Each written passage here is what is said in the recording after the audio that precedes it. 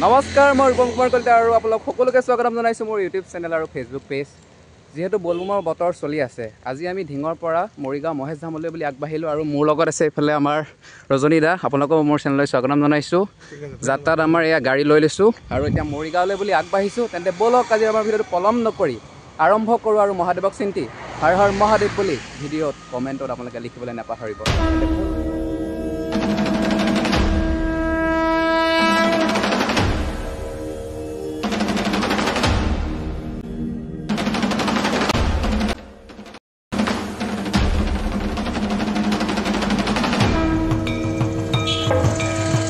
এতিয়া আমি মহেশ ধামৰ যিটো ওপৰলৈ উঠা পাহাৰত খোজকাঢ়ি আছোঁ। মই এয়া মোৰ লগত আছে ৰজনী দা, আমাৰ সহযোগী, আৰু পিছত লাইচিং দা আৰু গুপ্ত দা আহি আছে। কেনেকুৱা লাগিছে আজি যাত্ৰাটো? সুন্দৰ। শাওণ মাহ, মহাদেৱক চিন্তা কৰি সেইকাৰণে আমি গৈ আছোঁ মহেশ ধামলৈ বুলি। কেনেকুৱা লাগিছে আহি লাইচিং দা? ভাল লাগিছে, সুন্দৰ দে, একদম ধুনীয়া।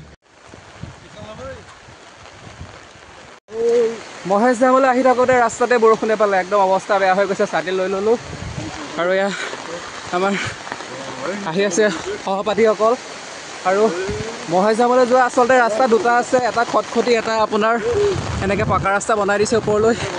আৰু তাতে আজি বতৰ ইমান বেয়া কৰিছে।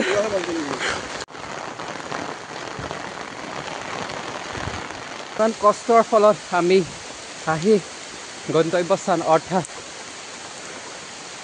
মন্দিৰ আহি উপস্থিত হ'লোঁ। এয়া চাওক আপোনালোকে, মন্দিৰ পালোহি আৰু এয়া মন্দিৰৰ ওচৰতে আছোঁ।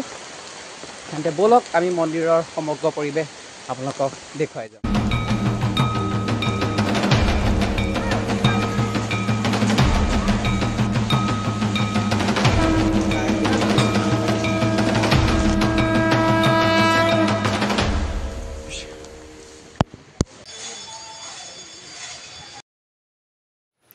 এয়া হৈছে মহেশ ধামত থকা শিৱ মন্দিৰৰ ভিতৰৰ পৰিৱেশ।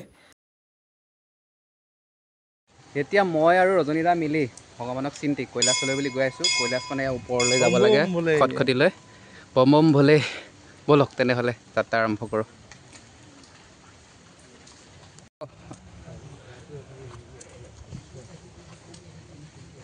এতিয়া আমি কৈলাশলৈ বুলি যাত্ৰা কৰি আছোঁ। এজন স্থানীয় বাসিন্দা, তেওঁ ক'ব ইয়াৰ সবিশেষ পৰিৱেশ কেনেকৈ উৎপত্তি হৈছিলে বা তেওঁলোকে কেনেকৈ জানিছিলে মন্দিৰৰ বিষয়ে আগতে। কওকচোন দেউ। নমস্কাৰ। হয় আমাৰ দেউতাহঁতৰ দিনত হয় বিৰাট জংঘল, তেতিয়া বাঘ চকাতি বহুত। হুম, আমি চেঙেৰা কৰোঁ। হয় হয়। এজন বিহাৰী বাবা আছিলে। বিহাৰী বাবা।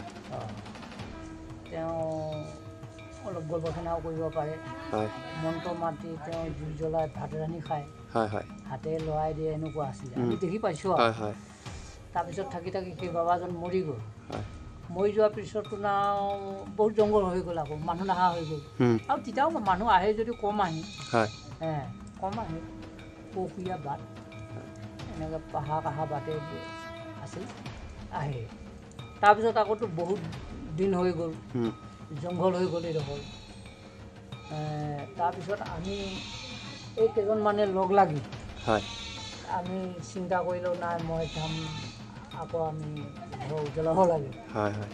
এই বুলি ভাবি আমি হাবি জংঘল মোকলালোঁ, জুই চাফ কৰিছোঁ। আৰু তাৰপিছত বাবা এজন খবৰ পালোঁ। হয় হয়। বাবাজনে আহিম বুলি ক'লে।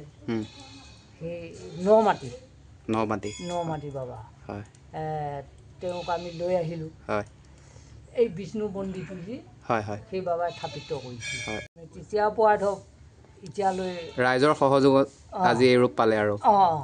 মহেশ ধাম বিষ্ণু মন্দিৰ বুলি যদিও কোৱা হৈছে, ইয়াত আপোনাৰ বিষ্ণু মন্দিৰ, জগন্নাথ মন্দিৰ, গণেশ মন্দিৰ, শিৱ মন্দিৰ গোটেইকেইজনৰ মন্দিৰে আছে, খালি অলপ উঠিব লাগে। ইমান বৰষুণৰ মাজতো যে মহেশ ধাম মন্দিৰ দৰ্শন কৰিব পাৰিলোঁ, সঁচাই আজি ভাল লাগিছে মনটো।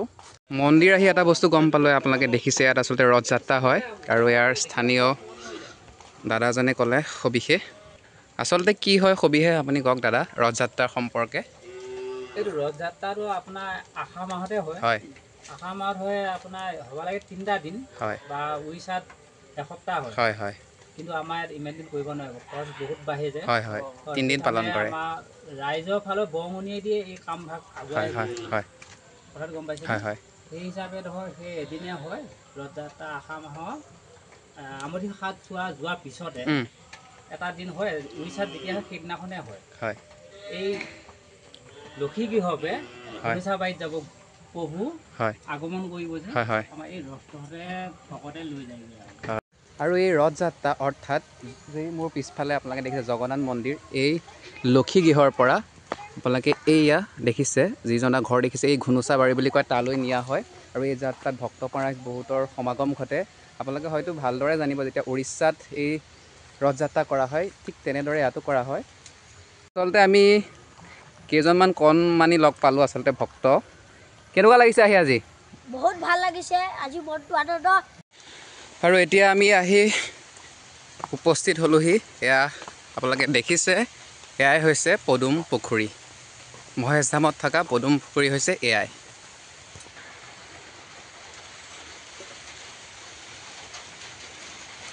ভিডিঅ'টো মহেশধাম মৰিগাঁৱত আমি সামৰণি মাৰিছোঁ ধন্যবাদ